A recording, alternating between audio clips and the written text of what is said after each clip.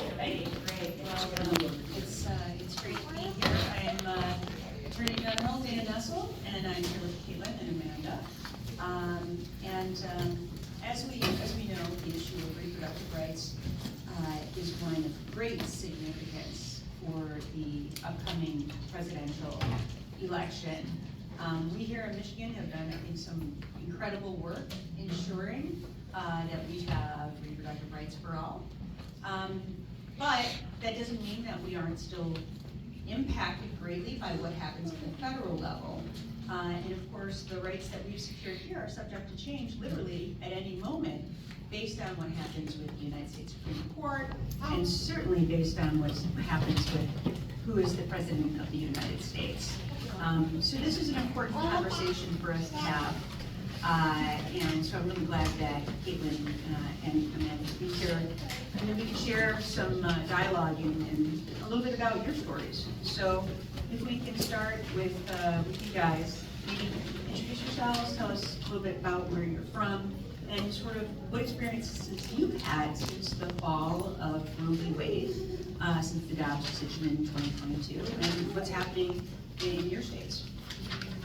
Thank you all for being here. My name is Kaitlyn Joshua. I'm from Baton Rouge, Louisiana, and this topic is near and dear to my heart for a host of different reasons. But Amanda and I are touring awesome states to be able to advocate on behalf of reproductive freedom in our country, and most importantly, restore Roe versus Wade, and make sure that Biden and Harris get back in office. And I'll let Amanda introduce herself as well.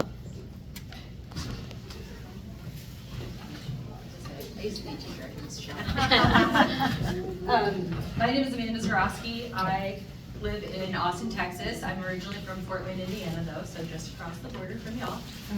And yeah, as Kaitlyn said, we are just touring the U.S. on behalf of the Biden-Harris election campaign, and just telling our stories and talking about how the fall of Roe v. Wade has impacted us and is impacting your state.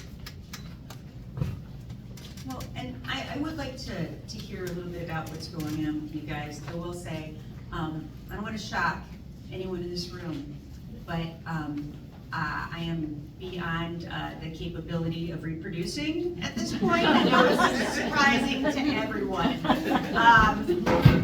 I look back on my life, and I look back at the experiences that I had earlier in my life, and especially in my effort to have children. And first of all, the struggles with pregnancy and being somebody who utilized IVF as the only means for me to be able to have my own children. And also I've shared a story during the course of my pregnancy that forced me to have an abortion that I was not expecting to have, based on the fact that I was told from my physician that if I didn't, then my twins would not survive. And I can't imagine, I literally can't imagine being in the situation that you guys have been in the states that you're from now, post-Roe, where to have politicians telling me what I could or couldn't do with my body, and telling me either that I would have to risk my life just because I happen to be a woman who wanted to reproduce and have children, or potentially telling me that I couldn't have children at all, which doesn't seem very pro-life to me in any way, shape, or form. And so I've shared that story and I've been candid about it, but I am terrified for women of reproductive age who live in all of the states where we have seen bans. And I'm also terrified for women of reproductive age here in Michigan, based on what could happen if we have the wrong person elected president of the United States. Obviously, we know that Biden and Harris have been wonderful when it comes to protecting reproductive rights for everyone, but Trump could not be more of a threat to to the lives of so many women across the United States of America, and it's an ongoing threat. So if we could hear a little bit about your stories. Certainly. And so Amanda and I are here in Lansing today because it will play a critical role in re-electing President Biden, Vice President Harris, and Democrats up and down the ballot. And people here are seeing firsthand what happens when you have Republican politicians who insert themselves in personal health care decisions. Just weeks following that Supreme Court decision in 2022, my husband Landon and I were thrilled to find out we were expecting. At that time, my daughter was 3, and we just thought it was a perfect time to add another baby. But unfortunately, Louisiana's abortion ban impacted my pregnancy from the very start. When I called to schedule my first prenatal appointment, I was told I would have to wait an entire month. I asked on the phone, is this because of what I think? And they said yes.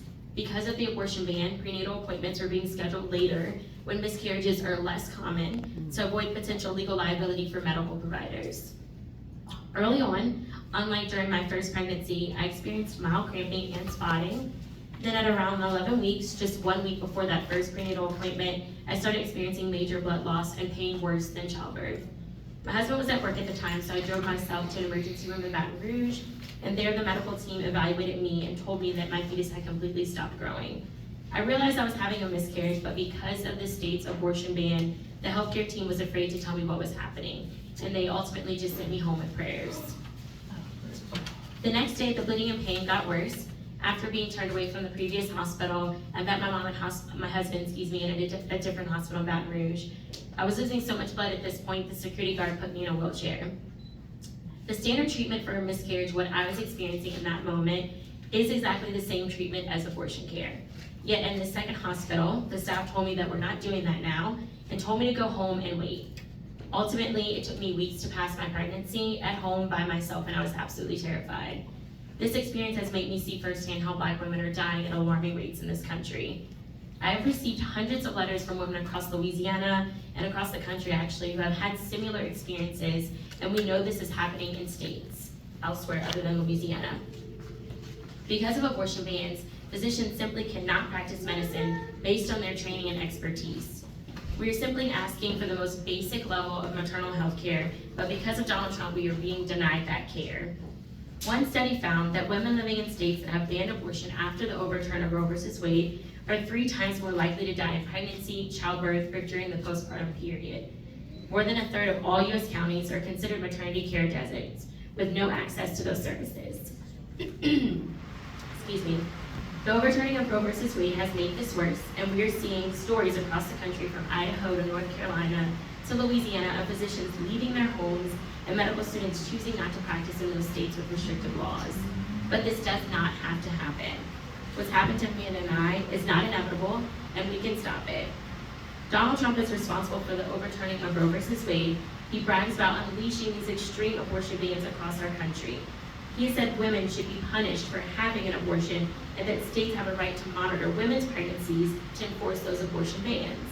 And he has no plans to stop there.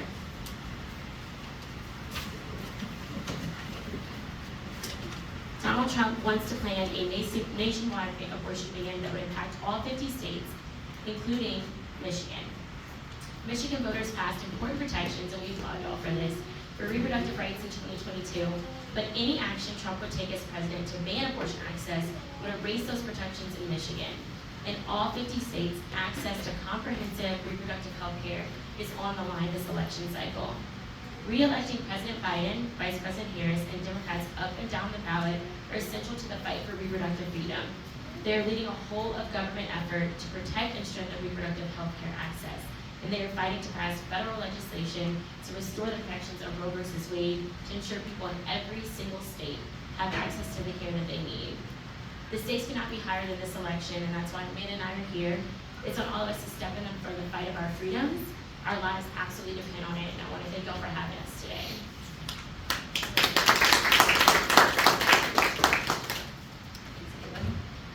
So as I mentioned, I live in Austin, Texas, and in the spring of 2022, my husband and I learned I was pregnant with our first baby, a girl. We were absolutely over the moon. I had undergone grueling fertility treatment, which you know about, for 1.5 years, so we were thrilled to finally have a baby on the way. As difficult as it was for us to get pregnant, my first trimester was actually pretty smooth sailing, but then suddenly at 18 weeks, I suffered catastrophic complications.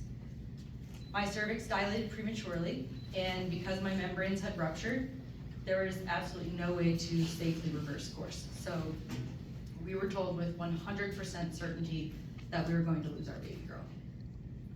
We were devastated.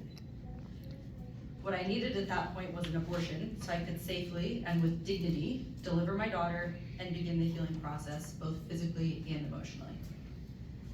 But unfortunately, this was post-Roe Texas. The near total abortion ban had gone into effect just 2 days after my water broke. Ending the pregnancy would have been considered an illegal abortion, and my doctor would have been at risk of losing her license, hundreds of thousands of dollars in fines, and even jail time. So I was told to wait until I got so sick that my life was considered at risk, which is one of the rare exceptions when a doctor can intervene in Texas. It took 3 days and a near-death crash into septic shock before my doctor could finally provide the health care that I desperately needed. After stabilizing my vitals enough to deliver our baby, Willow, I crashed again with another bout of sepsis. I was transferred to the ICU and I was there for 3 days. My family, including my mom, who's here today, flew in from across the country for fear that I wouldn't pull through. And it was in that dark and lonely hospital room where I realized I was actually lucky, because I lived, and I knew others might not be so lucky. What I went through was nothing short of barbaric, but it did not need to happen. But it did because of Donald Trump. Over and over again, Trump brags about killing Roe v. Wade. And it is unthinkable to me that anyone could cheer on the cruel abortion bans that nearly killed me. But he does. And what's more, he said that there should be some form of punishment for people who seek abortions, people like Kaitlyn and me. What's just as scary is that Donald Trump's allies have detailed plans on how a Trump administration will ban abortion in all 50 states. He'll use executive action without the help of Congress. They're already trying to strip away access to medication abortion, which the FDA approved as safe and effective more than 20 years ago and is widely administered to provide care to miscarriages. And if Trump returns to the White House, his administration could attempt to prosecute doctors and patients for sending or receiving medication abortion in the mail. This is what's at stake. My husband and I are now desperately trying to start a family through IVF. And earlier this year, we watched in terror as the Alabama Supreme Court issued a decision that instantly halted IVF services in that state. This is directly the result of Donald Trump and his policies. And in a Time interview that came out just last week, he refused to say that he would veto legislation that would threaten IVF access for families across the country. Sorry, got a bit of a mess here. Michiganders are proudly pro-choice. Thank you. Let me say that again. Michiganders are proudly pro-choice. But no one in Michigan would be safe or have access to reproductive health care if Donald Trump makes his way back to the White House. For all of us across the country, in all 50 states, our rights are on the line this election. It's why we need to re-elect President Biden, Vice President Harris, and Democrats up and down the ballot. Democrats are fighting for reproductive freedom, and they won't stop until Congress passes and President Biden signs a law restoring the protections of Roe so that people in every state have access to the care that they need. The stakes of this election could not be higher for our lives and for our future. Thank you for being here. Thank you, Kaitlyn and Amanda, for sharing those really heartbreaking stories. I have some questions. Now, this is anecdotal, but in talking to people that I know, friends and family members, particularly those, of course, who live in states with restrictive abortion bans, I know a lot of people who are young and who have decided to get tubal ligations or vasectomies because they are so terrified that even if they're not trying to become pregnant or to impregnate their partners, they're afraid that the medical care will not be available to them in the event they need it, and that they or their partners will die, and die young. And some of these people already have children. They don't want to leave their children without, a mother. And for other young people who, maybe dreamt of having a child one day, they don't want to die for it. And so I wonder if you could tell us a little bit about, because of these bans, and because of the impact of, obviously Trump having appointed, 3 very, very anti-choice Supreme Court justices, have you seen that anecdotally, or have you heard more about that? And what are your thoughts? I mean, you say, for instance, Ashley, that you want to try getting pregnant again, but I would be so afraid. I think I would be too afraid to try to get pregnant, and I would just decide either not to have children, or to adopt or do something else, because I wouldn't have the confidence that I would get good medical treatment in any of those states right now, because I think doctors are as afraid as anyone. And also, do you find that there are fewer OBGYNs even available for any purpose, right? We need OBGYNs for all kinds of things. And are you finding that those doctors are just, either people are not moving to your states, or they're leaving your states, or they're just deciding to go into other fields because it's so precarious to be an OBGYN in any of your states right now? That's a great question. I think there's a lot to unpack. First and foremost, yes, definitely seeing people take these proactive steps to either have procedures so that they can't get pregnant. We have friends who've left their home states because they want to live somewhere where there aren't bans. I've heard from folks who are telling their adult children to move farther away from home so that they're not in a state that has bans. So that's definitely going on. I think from the perspective of OBGYNs, we know that there are OBGYNs leaving their states. There are healthcare deserts, not just in Texas and Louisiana, but across the entire Southeast. We were in North Carolina earlier, a couple weeks ago, and they were talking about how they're getting this influx of patients from the Southeast, and they don't physically have the resources to handle this influx that they're seeing. And that's why we're fighting so hard, because if Trump is reelected on day one, he will issue bans in all 50 states, and then you have nowhere to go.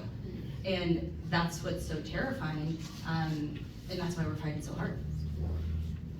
No, that's absolutely right. The only thing I'll add to Attorney General is what we're seeing firsthand is the basic maternal health care being compromised, and that's just so alarming, right? Like, as a result, I think there was a study that just came out, the one that I mentioned in my testimony. That is a recent study, y'all. It came out about a month and a half ago, that spoke to not just maternity care deserts, but the lack of access to OBGYNs in the South, and most importantly, how all care is being compromised as a result of the overturn of Roe versus Wade. So it's not just about abortion, right? It's not just about this idea of, I think for years or decades, the narrative has been abortion is just for folks that don't want children, and that's not the case. Like, this is essential health care that is now causing a host of different issues within the women's health care realm as a result of the overturn of Roe versus Wade.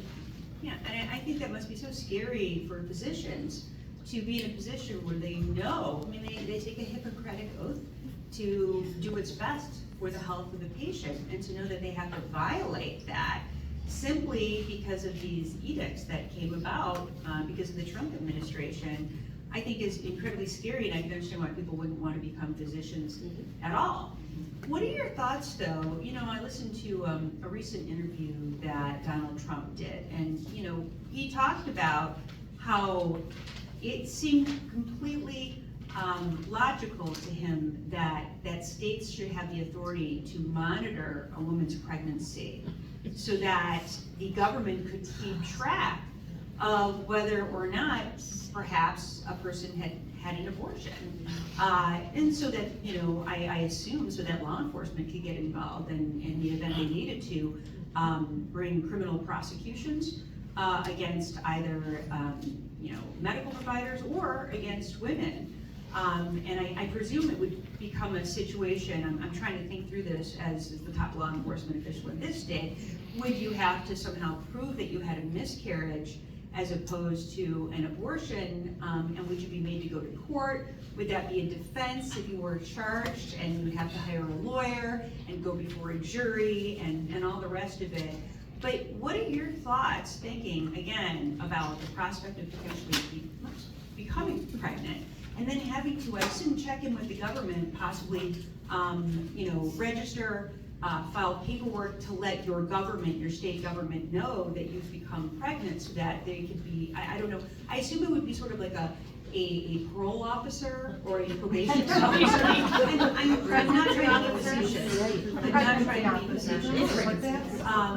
So that they would know, the same way that your parole or probation officer would know whether you're taking substances you're not supposed to, or whether you are residing in a place that you should or should not be, whether or not your pregnancy is continuing the way that your government dictates that it should or must. And I guess, what are your thoughts, knowing that you as women may have to do that, but that's not something that's required of any man? So many thoughts about that. But first and foremost, I actually had a conversation with law enforcement about this, and they were just like, can we just put that back between patients and providers and just leave us out of it? I don't think any law enforcement agency wants to be a part of that, picture. But for me, I think it's all about how we frame this, right? Instead of like, it's so easy to go down the slippery slope of, potentially opening doors to an administration that would allow for, or would provide, that we are required as women to check in with law enforcement while pregnant to make sure that we are on track and not doing anything that is quote unquote illegal. But before I go there, I wanna just hone in on the fact that we have the opportunity to really take this fall's election as a real opportunity to vote down ballot and and vote on the abortion issue, right? And so instead of kind of going, left field and thinking about all the different ways that we can criminalize women in states that, I know Amanda will probably speak to this, in some states that already exist, but instead of going there first, I would like to think that we have the ability to change that, and the ability to put Vice President Harris and Biden back in office so that we don't even have to have those type of conversations. We do know that they would absolutely sign legislation that would protect our rights, and no state would be faced with that. And so I just want to go there, right? I want to organize around that versus this idea that we are going down a slippery slope of a Texas or a Louisiana that could potentially criminalize women further.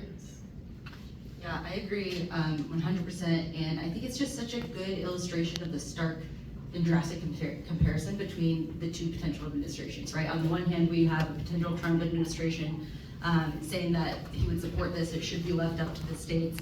On the other hand, we have the Biden administration, which just yesterday signed legislature, the HIPAA Protection Act for reproductive freedoms for privacy. And it's just so clear that in the Trump camp, he wants to control women, right? And in the Biden administration, they trust women and they want to put the decisions for women back in the hands of women. And it's just such an obvious comparison to me of what our two future realities could look like.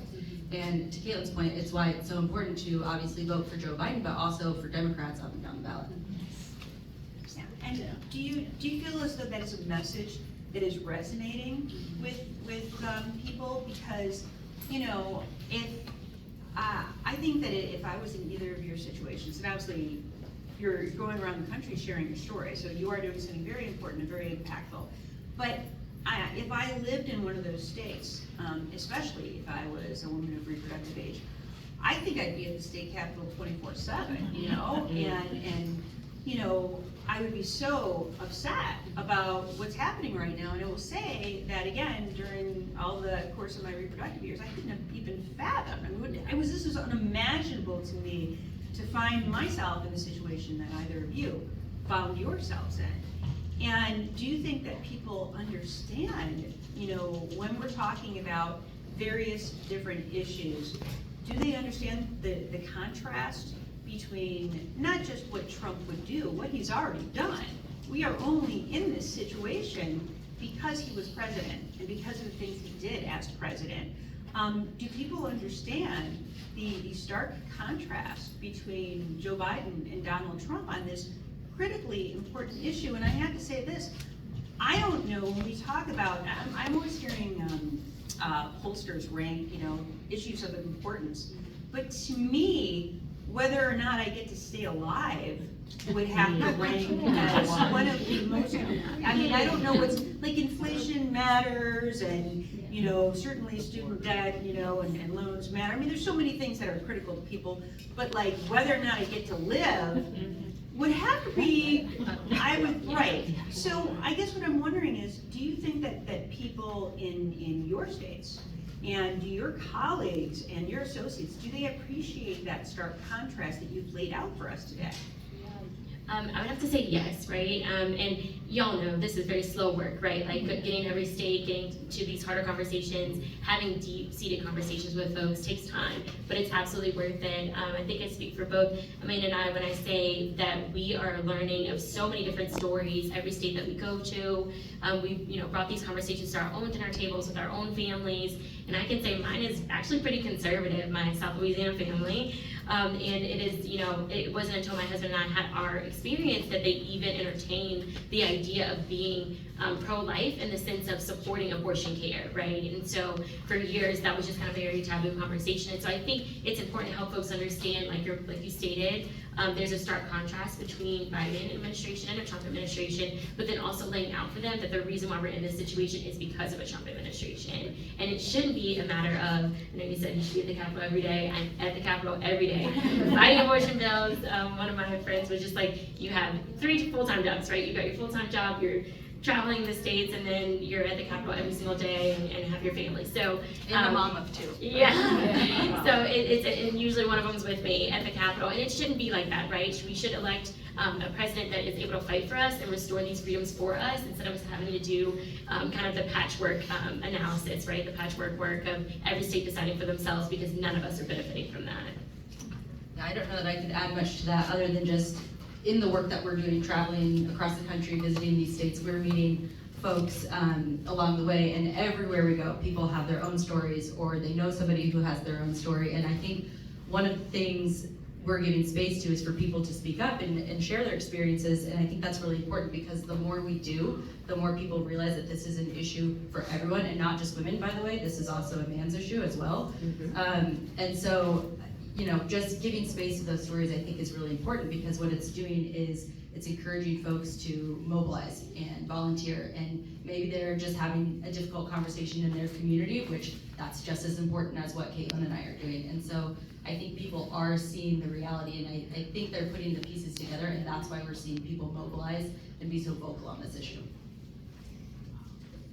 Well, I'm getting the wrap it up sign, but I really thank both of you for coming to Michigan, for talking to us about your experiences. Again, it's very surreal for me, even though we're all sitting here together and we all live in the same country, but it feels as though we are on different planets almost.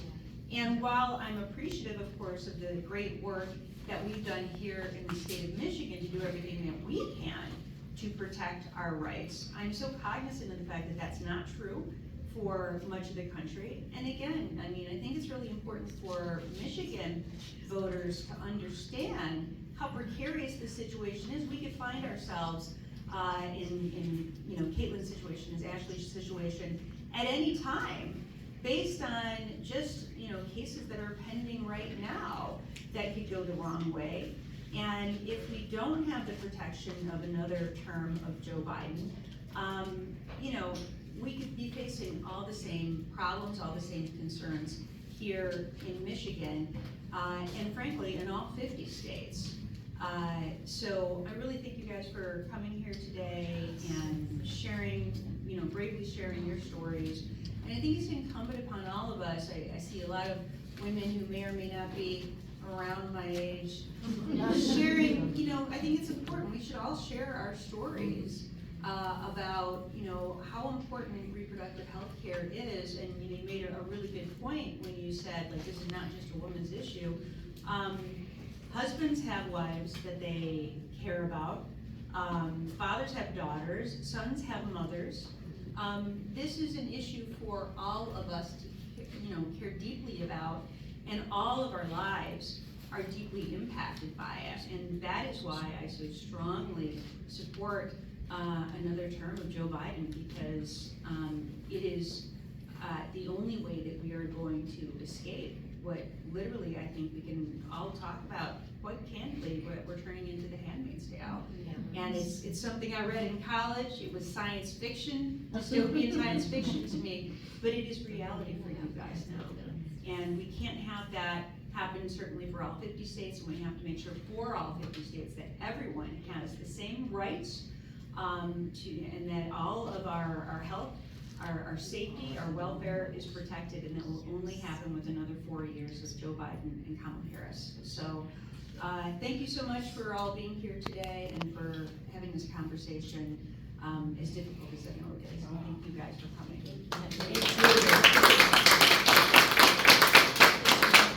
So we're just gonna do a quick group photo right here, and then they're gonna take some questions, and then Kaitlyn will be back to go a little bit.